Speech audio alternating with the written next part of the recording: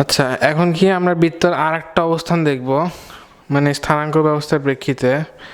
তো গ্রাফে তার অবস্থা এমন হইতে পারে যে সে y অক্ষকে স্পর্শ করছে, তাহলে দেখতে এরকম লাগবে, যেটা x অ্যাক্সিস আর y অ্যাক্সিস।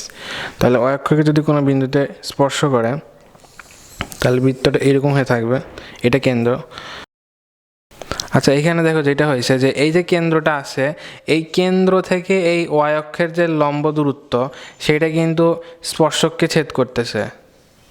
মানে এখানে যে ওয়াইটা স্পর্শক হয়েছে না, সেই স্পর্শক থেকে লম্ব দূরত্ব সেটা কিন্তু ব্যাসার্ধের সমান। মানে এই বিন্দুতে এই পরিধির উপর এই বিন্দু এবং কেন্দ্রের যে সংযোজক লম্ব রেখাংশ হয়েছে সেইটা এই যে অ্যাক্সিস, মানে যেটা স্পর্শক বলা চলে, এই বিন্দুতে স্পর্শক, তার উপর কিন্তু একটা লম্ব ডিস্টেন্স, মানে যেটা হয়েছে এই লম্ব দূরত্বকে একই সাথে ব্যাসার্ধ বলা যাচ্ছে, এই লম্ব দূরত্বকে একই সাথে এই যে আমার যে কেন্দ্র এইটার ক্ষেত্রে ভুজও বলা চলতেছে। কারণ কি অক্ষ থেকে কোনো বিন্দুর লম্ব দূরত্ব কি ভুজ হচ্ছে, তার মানে এই স্পর্শক মানে অক্ষ থেকে কেন্দ্রের লম্ব দূরত্ব তো হয়ে গেছে তার ভুজ এইচ, আবার ঠিক একই সাথে কি হয়ে গেছে সেটা ওই বৃত্তের জন্য একটা ব্যাসার্ধ হয়ে গেছে। কেন্দ্র থেকে পরিধির উপরস্থ কোনো বিন্দুর লম্ব যে সরল রেখাংশ সেইটাই কি সংযোজক যে রেখাংশ সেইটাই কি ব্যাসার্ধ।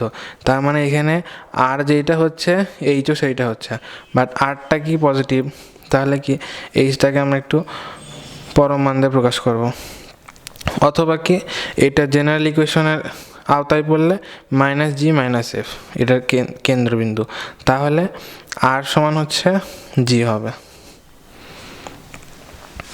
তাহলে এইখানে যেটা আমরা বুঝতে পারলাম যে x অক্ষকে স্পর্শ করলে এই ব্যাসার্ধটা কি হবে, ওই কেন্দ্রবিন্দুর কোটির সমান হবে, আর হচ্ছে y অক্ষকে স্পর্শ করলে ব্যাসার্ধ কেন্দ্রবিন্দুর ভুজের সমান হবে। এই ক্ষেত্রে হবে ব্যাসার্ধ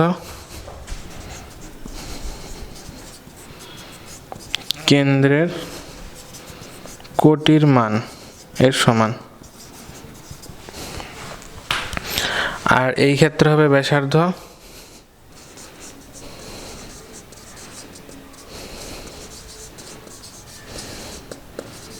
কেন্দ্রের ভুজের মানের সমান। আচ্ছা, এখন একটা ম্যাথ দেখো যে ax² + 2bxy - 2y² + 8x + 12y + c = 0 এমন একটা এটা যদি একটা বৃত্ত নির্দেশ করে, এটা সমীকরণ যদি বৃত্ত নির্দেশ করে, তাহলে a ও b এর মান নির্ণয় করো, আর এটার ব্যাসার্ধ কত হবে সেটাও নির্ণয় করি। ব্যাসার্ধ কত? তো তাহলে যেটা হবে সেটা হচ্ছে, দেখো যে আমরা যেটা বৃত্তর যেসব মানে শর্ত দেখছি, একটা বৃত্ত যদি হইতে হয়, মানে একটা কনিকের যে জেনারেল ইকুয়েশন, সেখান থেকে কি কি সিলেক্ট করলাম, যে তার যে x² এবং y² যুক্ত পদ থাকতেই হবে, এবং x² এবং y² যুক্ত পদের যে সহগ সেটা সমান হইতেই হবে। তাহলে কি এখানে x² যুক্ত পদের সহগ a, আর এখানে y² যুক্ত পদের সহগ কত, -2, সেই ভিত্তিতে a = -2, বুঝছো? কারণ হচ্ছে কি, কারণটা হচ্ছে x² এর সহগ = y² এর সহগ, সেখান থেকে লিখবো a = -2। এরপরে কথা হচ্ছে xy যুক্ত পদ থাকা চলবে না। xy যুক্ত পদ যদি থাকা না চলে তাহলে হচ্ছে xy যুক্ত পদ থাকবে না, অতএব b = 0। তাহলে দেখো a - 2 b 0। এখন আমি একই সাথে কেন্দ্রটাও বের করে ফেলি, তাহলে এই ইকুয়েশন যেটা দাঁড়াবে যে -2x² - 2y² + 8x + 12y + c = 0। এখন -2 দিয়ে যদি ভাগ দিয়ে দেয়, x² + y² - 4x - 6y - 3 = 0। তাহলে এখন দেখো এটার কেন্দ্র কি হবে, কেন্দ্র সমান আমরা শিখছিলাম যে x এর সহগকে -2 দিয়ে ভাগ, y এর সহগকে -2 দিয়ে ভাগ, তার মানে এখানে কেন্দ্র আসতেছে 2, 3। তাহলে ব্যাসার্ধটাও বের করে ফেলি।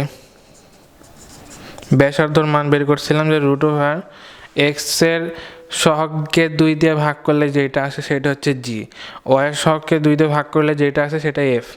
তাহলে দেখো এটাকে যদি আমি 2 দিয়ে ভাগ দেই তাহলে আসবে -2। তার উপর স্কোয়ার চাইছিলাম। তারপরে ওয়ার সহগকে মানে 2 দিয়ে ভাগ দিলে যেটা আসবে সেটাকে আমরা এফ চিনছিলাম। তাহলে -6কে যদি 2 দিয়ে ভাগ দেয় তাহলে হবে -3, তার উপর স্কোয়ার মাইনাস ধ্রুবক পদ এখানে -3। তাহলে এটা হচ্ছে ব্যাসার্ধ। আচ্ছা, হিসাব নিকাশ করলে আসবে 9, 4, 13, 13 আর 3 হচ্ছে 16, √16 মানে 4 একক। তার যেটা অ্যান্সার। আচ্ছা ঠিক আছে, এখন আমরা বৃত্তের সাপেক্ষে কোনো বিন্দুর অবস্থান নির্ণয় করব। মানে স্থানাঙ্কে তো একটা বৃত্ত যদি আঁকা সম্ভব হয়, তাহলে এটা যদি একটা বৃত্ত হয়, তো এই বৃত্তর ভেতরেও বিন্দু অবস্থান করতে পারে, বাইরেও পারে, অথবা এই বৃত্তের ওপরে অবস্থান করতে পারে। তার মানে বৃত্তের সাপেক্ষে বিন্দুর অবস্থান হচ্ছে 3টা হতে পারে। এক হচ্ছে বৃত্তের বাইরে, 2 নম্বর হতে পারে বৃত্তের ভেতরে, অথবা বৃত্তের ওপরে।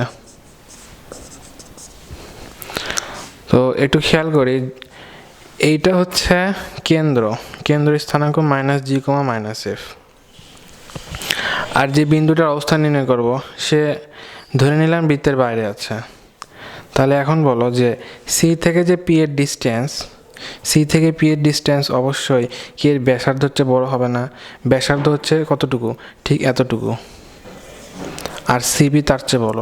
তার মানে বৃত্তের বাইরে যখন যাবে তখন যেটা হচ্ছে সিপি ইজ গ্রেটার দেন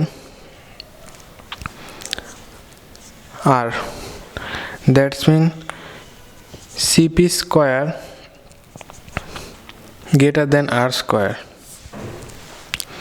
অর্থাৎ সিপি স্কোয়ার মাইনাস আর স্কোয়ার গ্রেটার দেন 0। আর যখন বৃত্তের ভেতরে ওই বিন্দুটা অবস্থান করবে, মানে এইখানে যদি বিন্দুটা অবস্থান করে পি, তাহলে কি দাঁড়াচ্ছে? সেই বিন্দুটার ক্ষেত্রে দেখো এইটার যে ডিস্টেন্স সিপি অবশ্যই কি ব্যাসার্ধের চেয়ে ছোট হচ্ছে। তার মানে বৃত্তের ভেতরে অবস্থান করলে CP less than R, that's mean CP square less than R square, অতএব সিপি স্কোয়ার মাইনাস আর স্কোয়ার লেস দেন 0। আর বৃত্তের উপর অবস্থান করলে ধরে নিয়ে হচ্ছে এইখানে পি বিন্দুটা আছে, তার মানে সিপি ব্যাসার্ধের সমান হবে। বৃত্তের উপরে কোনো বিন্দু থেকে কেন্দ্রের যে লম্ব দূরত্ব সেটা হচ্ছে ব্যাসার্ধের সমান। তার মানে সিপি স্কোয়ার সমান আর স্কোয়ার, অতএব CP square minus R square is equals to 0। তো এখন বাইরে যে বিন্দুটা ধরতেছি সেই বিন্দুটার স্থানাঙ্ক ধরে নিলাম পি হচ্ছে x1, y1। এইটা যদি হয়ে থাকে তাহলে একটু খেয়াল করি যে সিপি সমান কি, মানে সিপি স্কোয়ার সমান কি? সিপি স্কোয়ার সমান হবে √, এই যে এটা হচ্ছে কেন্দ্র -g, -f, x1 plus g whole square plus y1 plus f whole square. মানে কেন্দ্র মানে হচ্ছে ভুজদ্বয়ের অন্তর। এই বিন্দুটা যদি কি হয় বাইরে থাকলে কি x1, y1 চিন্তা করলে এদের দূরত্ব হচ্ছে x1 plus g whole square plus y1 plus f whole square. ও সরি, স্কোয়ার করলে রুট থাকবে না। এখন দেখো যে সিপি স্কোয়ার সমান হচ্ছে x1 square plus y1 square plus 2gx1 plus 2fy1 plus g square plus f square. এখন দেখো যে সিপি স্কোয়ার মাইনাস আর স্কোয়ার, এটা যদি লিখতে পারি তাহলে বলো যে কি দেখা যাচ্ছে? x1 square plus y1 square plus 2gx1 plus 2fy1 plus g square plus f square minus আর স্কোয়ার। এখন আমাকে বলো যে আমরা সাধারণ সমীকরণের ক্ষেত্রে কি দেখছি? যদি কোনো বৃত্তের ইকুয়েশন এরকম হয় x square plus y square plus 2gx plus 2fy plus c equals to 0, তার ক্ষেত্রে ব্যাসার্ধ ইকুয়ালস টু আর, আরকে আমরা কি লিখব? √g square plus f square minus c. অতএব আর স্কোয়ার সমান g square plus f square minus c, অতএব c সমান g square plus f square minus আর স্কোয়ার। তো দেখো যে c equals to g square plus f square minus R square, তার মানে এইখানে কিন্তু আমি সেটাই পাইছি। G square plus f square minus আর স্কোয়ার, তার মানে সিপি স্কোয়ার মাইনাস আর square equals two x one square plus y one square plus two g x one plus two f y one plus g square plus f square minus আর square পরিবর্তে c লিখবো, তার মানে plus C. এখন দেখো যখন বৃত্তের বাইরে থাকবে পি বিন্দু x one comma y one, বৃত্তের বাইরে হলে আমরা কি জানি, সিপি স্কোয়ার মাইনাস আর স্কোয়ার গ্রেটার দেন জিরো। অতএব যখন এইটা হচ্ছে সিপি স্কোয়ার মাইনাস আর স্কোয়ার এক্স, এই যে x one square plus y one square plus two g x one plus two f y one plus c, এটার সমান হচ্ছে, তার মানে এখন আমরা লিখতে পারবো এইটা।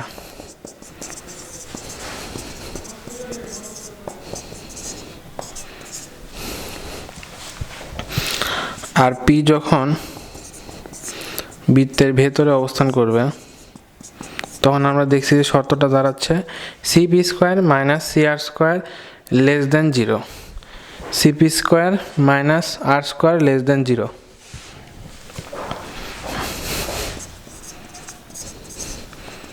অতএব এক্স ওয়ান স্কোয়ার মানে সিপি স্কোয়ার মাইনাস আর স্কোয়ারের পরিবর্তে এই যে এটা বসাই দিছি।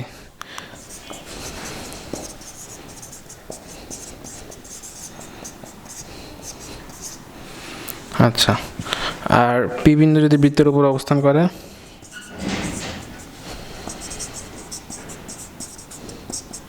তাহলে তো কথাই নাই যে CP square minus R square equals to zero, অর্থাৎ ওই বিন্দু দ্বারা ওই বৃত্তের ইকুয়েশনটা স্যাটিসফাইড হবে, মানে ডাইরেক্ট জিরো, ওই মানটা জিরোর সমান হতে হবে।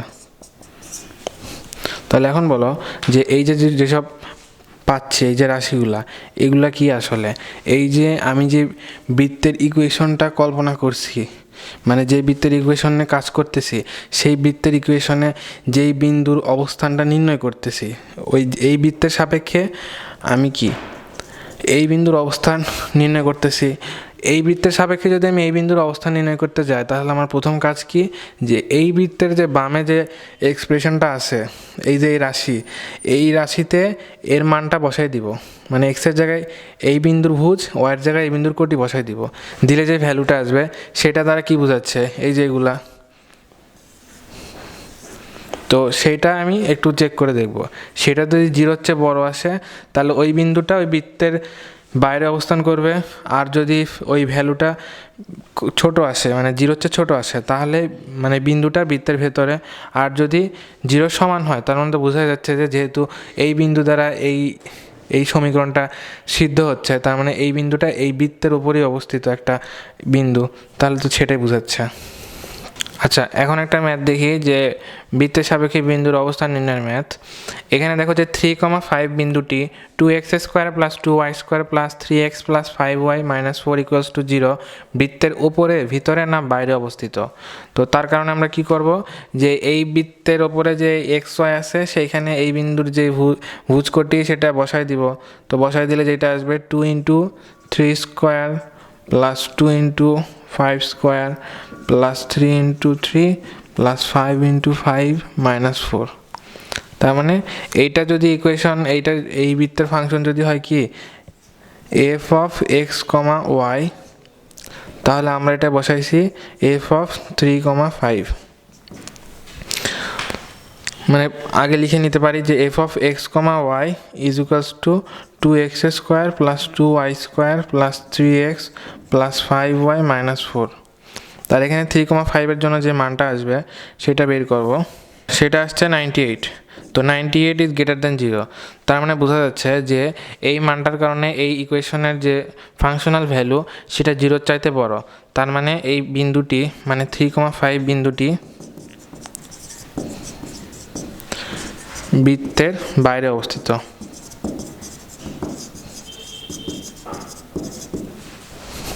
আচ্ছা, এতক্ষণ তো দেখলাম আমরা যে বৃত্তকে মানে বৃত্ত কোনো স্থানাঙ্ক ব্যবস্থায় মানে বিভিন্নভাবে অবস্থান করতে পারে, যে এক্স অক্ষকে স্পর্শ করতে পারে, মূলবিন্দু এক্স অক্ষের উপর অবস্থান করতে পারে, কিংবা ওয়াই অক্ষের ক্ষেত্রেও এটা হইতে পারে। তো এমন তো হইতে পারে যে এক্স অক্ষকে সে স্পর্শ করলো না, তাহলে কি এক্স অক্ষকে সে ছেদ করতে পারে, বা ওয়াই অক্ষকে ছেদ করতে পারে, বা নাও করতে পারে। তো আমি একটা কেস দেখতে চাই যে সে এক্স অক্ষকে স্পর্শ করছে, না সরি স্পর্শ না, সে এক্স অক্ষকে ছেদ করছে। তো এক্স অক্ষকে যদি ছেদ করে তাহলে সে অবশ্যই দুইটা বিন্দুতে করতে হবে। কারণ কি, একটা সরলরেখা একটা বৃত্তকে ম্যাক্সিমাম একটা বৃত্তকে ম্যাক্সিমাম দুইটি বিন্দুতে ছেদ করতে পারে।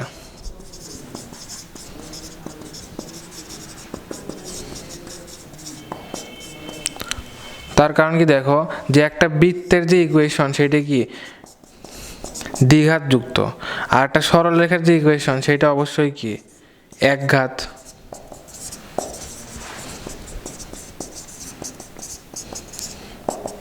তাহলে তোমরা বোঝার চেষ্টা করো যে একঘাত বিশিষ্ট একটা সরলরেখা আর দ্বিঘাত বিশিষ্ট একটা বৃত্ত, এদের যে সমাধান অবশ্যই কি দুইটা বিন্দু হবে। তাহলে সমাধান যদি দুইটা বিন্দু হয় তাহলে অবশ্যই কি একটা সরলরেখা, মানে কি এক্স অ্যাক্সিস একটা সরলরেখা না, যে সরলরেখাকে ওয়াই ইকুয়ালস টু 0 দিয়ে আমরা প্রকাশ করি, তাহলে সেই সরলরেখা এই বৃত্তকে অবশ্যই দুইটা বিন্দুতে ছেদ করবে। তাহলে আমরা এখন যেটা করব যে এইটা যদি বৃত্তের ইকুয়েশন হয় X square plus Y square plus 2gx plus 2fy plus C equals to 0, তাহলে এই সরলরেখায় এক্স অক্ষর জন্য যে সরলরেখা ওয়াই ইকুয়ালস টু 0 সেটা দ্বারা এটা সমাধান বের করব। তো সমাধান করলে যেটা আসবে সেটা হচ্ছে ওয়াইয়ের মানগুলো 0 বসাই দিলে আসবে X square plus 2gx plus C equals to 0। তো এখানে অবশ্যই ওয়াইয়ের মান 0 আগে লিখে রাখলাম, বাট এক্সের যে মান মানে এক্সের একটা ভ্যালু থাকবে, মানে 0 না, 0 বাদ দিয়ে অন্য কোনো ভ্যালু থাকবে। তো সেটা ধরে নিলাম কি এই পয়েন্টের জন্য x1 আর এই পয়েন্টের জন্য x2। তাহলে দেখো যে এই সমীকরণের দুইটা সমাধান কি x1 আর x2 দ্বিঘাত সমীকরণ, শুধুমাত্র x আছে। তো দ্বিঘাত x মানে এক চলক বিশিষ্ট যদি দ্বিঘাত সমীকরণের ক্ষেত্রে সমাধান যে দুইটা হবে সেই সমাধান দ্বয়ের যোগফল একঘাত বিশিষ্ট মানে যে সহগ আছে, মানে এখানে 2g মাইনাস নিয়ে 2g ডিভাইডেড দ্বিঘাত বিশিষ্ট যেই চলক আছে এক্স স্কোয়ার তার সহগ দিয়ে ভাগ দিতে হয়। এটা তোমরা বহুপদী চ্যাপ্টারে শিখবা। আর হচ্ছে সমাধান দ্বয়ের গুণফল ধ্রুবক পদ আর এক্স স্কোয়ার মানে হচ্ছে দ্বিঘাত বিশিষ্ট যে চলক সেটার সহগ দিয়ে ভাগ দিতে হবে, ধ্রুবককে দ্বিঘাত বিশিষ্ট চলকের সহগ দিয়ে ভাগ দিতে হবে। তাহলে এটা হচ্ছে সি। তাহলে এখন আমাদের টার্গেট যেটা সেটা হচ্ছে আমরা এই যে ছেদ করছে এই ছেদাংশের মান বের করব, ছেদাংশ বা খণ্ডিতাংশ। তাহলে হচ্ছে এক্স অক্ষের যে খণ্ডিতাংশ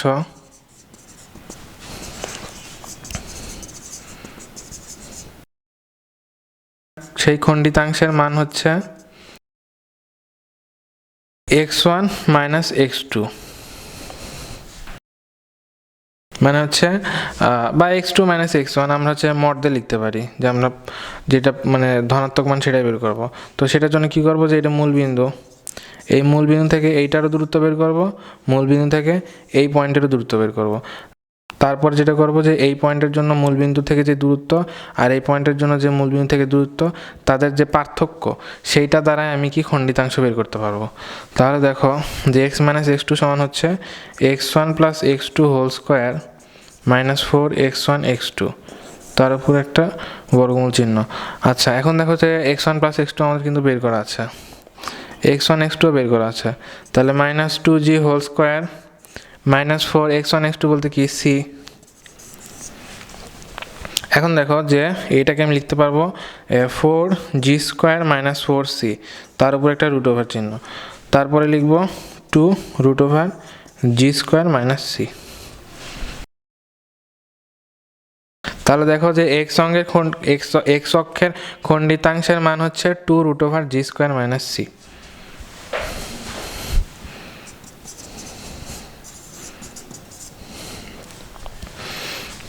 ঠিক তেমনিভাবে আমি এখন ওয়াই অক্ষের কথাও চিন্তা করতে পারি যে ওয়াই অক্ষের বেলায় কী হচ্ছে। দেখো ওয়াই অক্ষের ক্ষেত্রে মনে করো যে এটা এক্স অক্ষ আর এটা ওয়াই অক্ষ, তো বৃত্তটা ওয়াই অক্ষকে ছেদ করছে।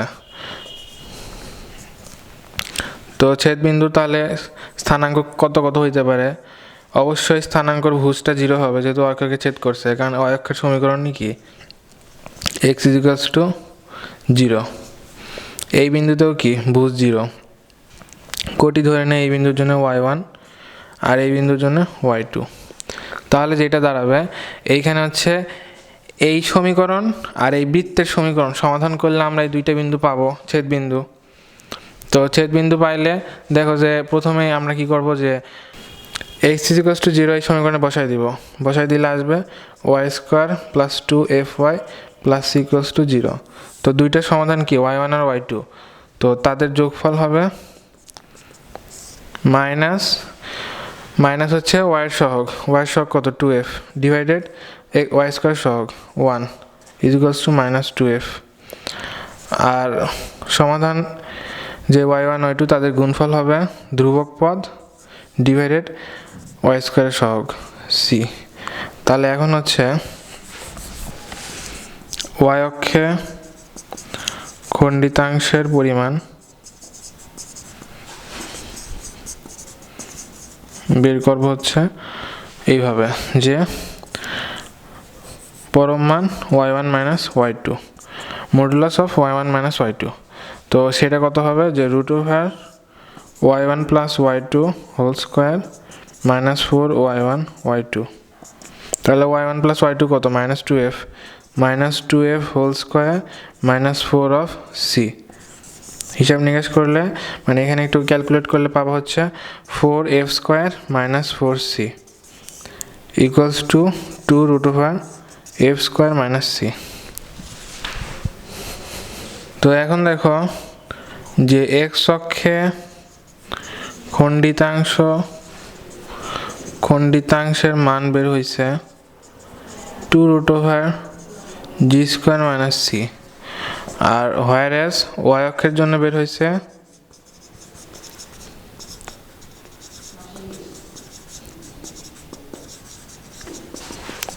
2 root over f square minus c। তাহলে দেখো আমরা লিখবো হচ্ছে g স্কোয়ার, এইটাকে যেহেতু আমি মানে সাধারণ সমীকরণের ফর্মে লিখতে পারছি, তো আদর্শ সমীকরণের ফর্মে লিখতে গেলে এটাকে কি করতে হবে যে আর কে এইচ আর কে দিয়ে প্রকাশ করতে হবে, মানে হচ্ছে এইচ কে আর এর মাধ্যমে প্রকাশ করতে হবে। তো দেখো তো আমরা যেটা জানতাম যে আর স্কোয়ার সমান কি ছিল, আর স্কোয়ার সমান ছিল g square plus f square minus c. তাহলে এখানে একটু দেখো যে জি স্কোয়ার মাইনাস সি কিন্তু আমার ওখানে বের করা আছে জি স্কোয়ার মাইনাস সি। তাহলে জি স্কোয়ার মাইনাস সিকে আমরা লিখবো এক পাশে, আর এক পাশে লিখবো আর স্কোয়ার মাইনাস এফ স্কোয়ার। আর একটা কথা ভালো জানা ছিল যে এফ সমান ছিল কে মাইনাস কে। তাহলে এখন দেখো যে আর স্কোয়ার মাইনাস মাইনাস কে হোল স্কোয়ার, তাহলে আর স্কোয়ার মাইনাস কে স্কোয়ার। তাহলে জি স্কোয়ার মাইনাস সি এর পরিবর্তে আর স্কোয়ার মাইনাস কে স্কোয়ার বসাইতে পারবো। তার মানে আদর্শ সমীকরণের ফর্মে লিখতে চাইলে লিখবো 2 রুট ওভার আর স্কোয়ার মাইনাস কে স্কোয়ার। আর যখন ওয়াই অক্ষের খণ্ডিতাংশ বের করতে হবে তখন আমরা নজর দিব যে এফ স্কোয়ার মাইনাস সি এর দিকে। তো যেটা করব এক পাশে এফ স্কোয়ার মাইনাস সি রাখবো, আর এক পাশে লিখবো আর স্কোয়ার মাইনাস জি স্কোয়ার। তো তোমাদের মনে পড়ে কি না যে জি এর মানের বেলায় কী লিখছিলাম, মানে হচ্ছে এইচ এর মানের পরিবর্তে লিখছিলাম এইচ সমান মাইনাস জি, অতএব জি সমান কী ছিল মাইনাস এইচ।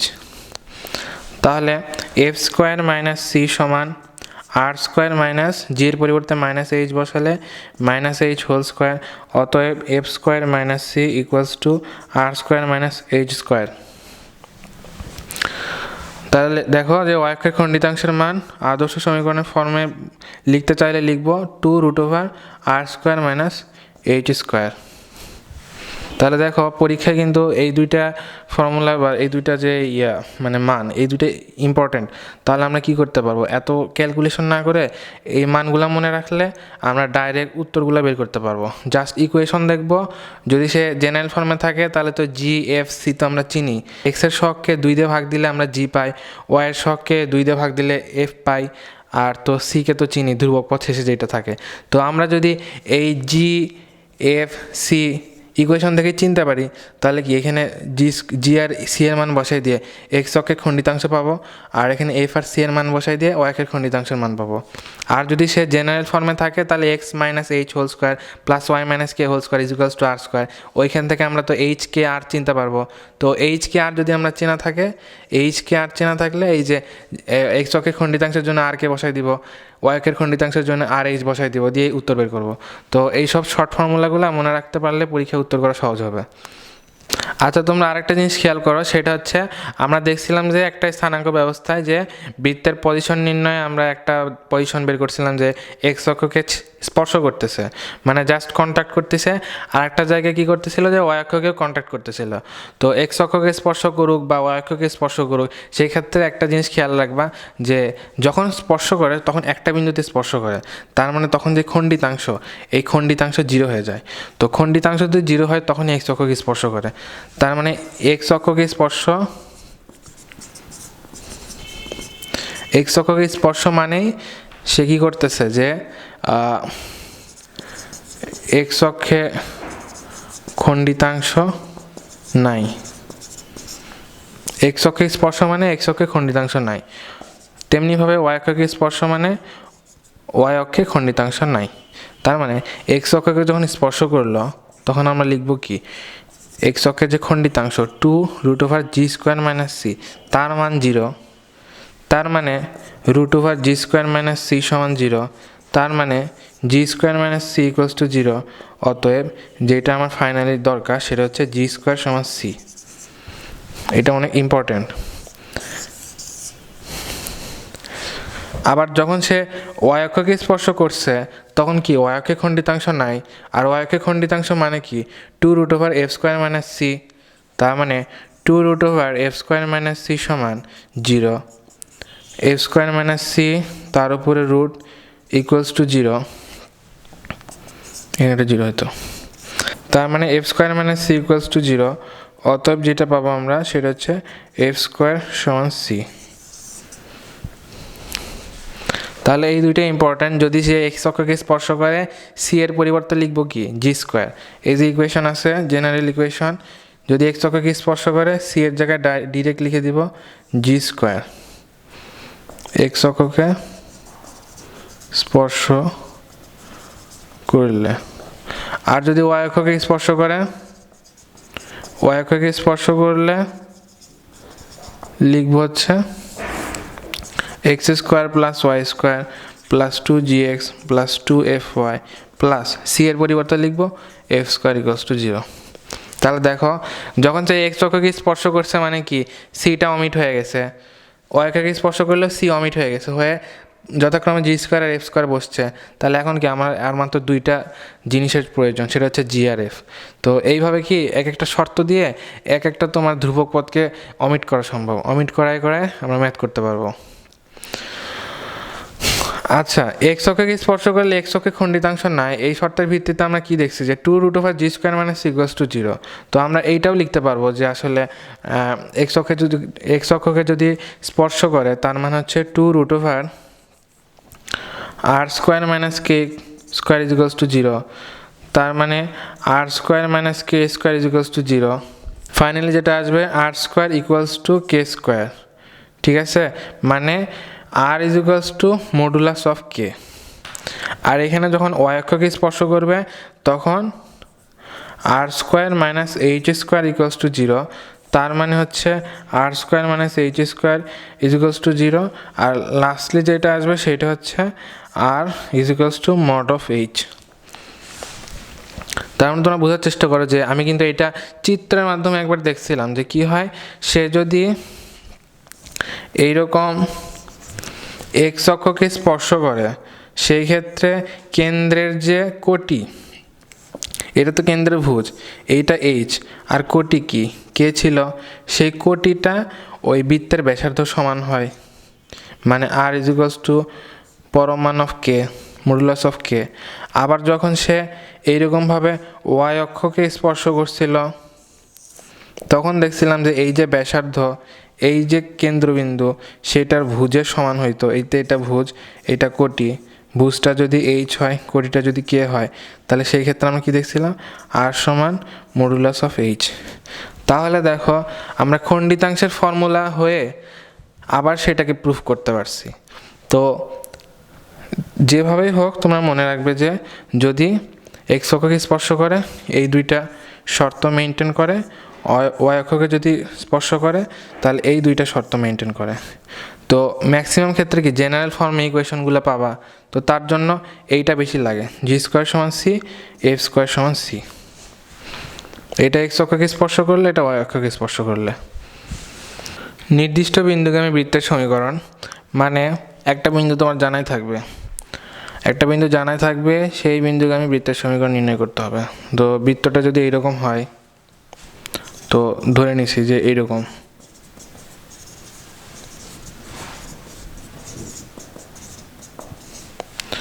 তো অবশ্যই যেহেতু নির্দিষ্ট বিন্দুগামী বৃত্ত, তার মানে এখানে একটা ইনফরমেশন শর্ট থাকবে। তার মানে হচ্ছে এমন হতে পারে যে কেন্দ্রটা ঠিক আছে, যে কেন্দ্র এইচকে আমার জানা কথা, বাট সে অতিক্রম করতেছে এই বিন্দু দিয়ে। তার মানে হচ্ছে এইটা হচ্ছে জানা বিন্দু যদি x1 y1 হয়, তার মানে কি x1 y1 থেকে এইচকে বিন্দুর যে ডিস্টেন্স, সেটা ব্যাসার্ধের সমান হবে। তাহলে সেটা যদি হয়, তাহলে এখন হচ্ছে এটার যে ব্যাসার্ধ আর, সেটা হবে r is equals to √h1 minus H whole square plus y1 minus K whole square. এখন বৃত্তটা যদি এরকম হয় যে h minus H whole square plus y minus K whole square is equals to R square, তাহলে এখন আমি অনায়াসে x minus h plus y minus k এর পরিবর্তে, আর এর পরিবর্তে মানটা বসাই দিলে, এই যে এই মানটা বসাই দিলে আসবে x1 minus H whole square plus y1 minus কে হোল স্কোয়ার। তার মানে যদি কেন্দ্রটা ফিক্স থাকে বৃত্তের ক্ষেত্রে, ব্যাসার্ধটা জানার দরকার নাই, সে যদি একটা জানা বিন্দুগামী হয়ে থাকে, তার জন্য আমি কি করব, কেন্দ্রের জন্য যেইটুকু মান পাওয়া যায়, মানে যেটুকু এক্সপ্রেশন পাওয়া যায়, x minus H whole square plus Y minus কে হোল স্কোয়ার, আর ব্যাসার্ধ যেহেতু জানা নাই, ব্যাসার্ধের পরিবর্তে কী লিখবো, ওই বামের যে ইকুয়েশন থাকবে সেখানে এক্স ওয়াইয়ের পরিবর্তে ওই বিন্দুর ভুজকোটির মান বসায় যেটা পাওয়া যাবে সেটা সমান হবে। তো ঠিক একইভাবে এইখানেও আমরা চিন্তা করতে পারি যে যেহেতু এইটার কেন্দ্র জানা আছে বাট ব্যাসার্ধ জানা নাই, তার মানে আমার ধ্রুবকটাও জানা। তো ধ্রুবকটা অমিট করার জন্য আমি জানা বিন্দুটা বসাই দিব, জানা বিন্দু বসাই দিলে এরকম আসবে,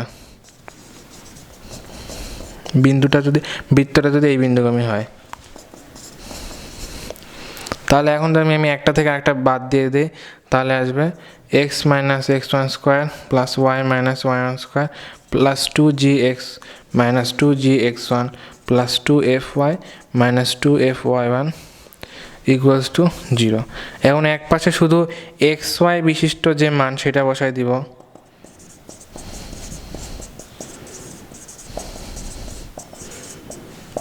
আর এক পাশে x1 y1।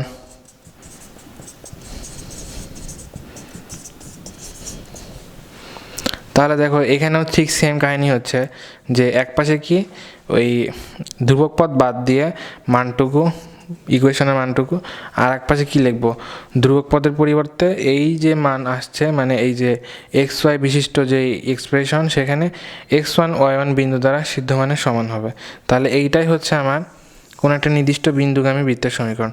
জাস্ট কেন্দ্র যদি থাকে তাহলে আমার আর কিছু দরকার নাই, ওই যে বিন্দু, ওই বিন্দুতে যেহেতু বৃত্তটা গমন করতেছে, তাহলে আমি তাকে কেন্দ্র করে আমি বাকিটুকু ইকুয়েশন ফুলফিল করতে পারবো।